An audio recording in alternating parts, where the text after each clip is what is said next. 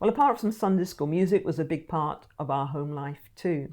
Both my grandmother and my great auntie had upright pianos in their homes. And of course, at some point, my brother and I started to have a little go to see what sounds we could make from them. And then my mother taught us that famous piano piece, Chopsticks. And she also had another lovely piece of piano music that she could play by ear. I think it was called The Maiden's Prayer.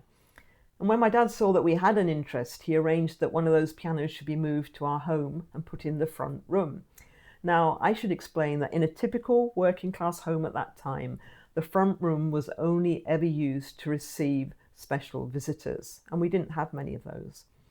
All our time was spent at the back of the house in the living room, which was the only room that was heated during winter. And that's where we used to eat, watch TV, and so on. But as a special concession, we were allowed to go into the front room to practice the piano.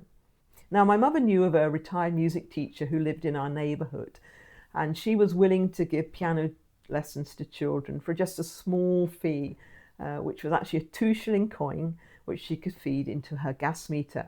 Well, she did the best she could to prepare us for board exams and so on, but I think myself and my brother were always too nervous to play in front of a stranger, so we didn't do very well.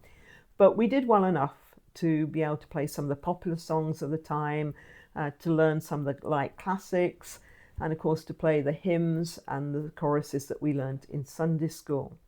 Now, I was that kind of child who always wanted to know how things worked, and I had a habit of dismantling things in order to find out.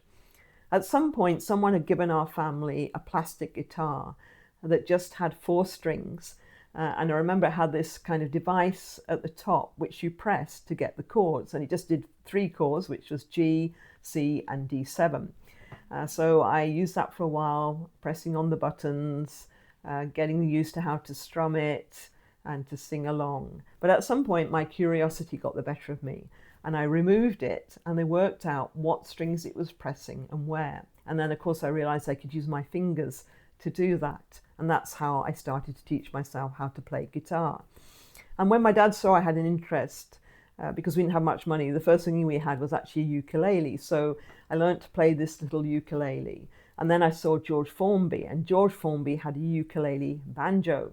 And I was fascinated by that. So my dad traded in the ukulele and got the ukulele banjo.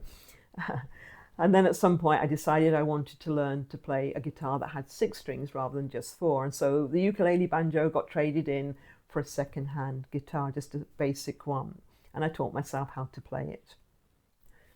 One of the highlights of our year was every Christmas, the social club at the factory where my dad worked would put on a special Christmas party, an event for families and children. And as part of that, there was always this group of 3 men who were actually very talented, who played acoustic guitars together and sang some of the popular folk songs of that time. And what fascinated me was that one of them played a 12-string guitar, and I loved the sound, amazing sound of that guitar.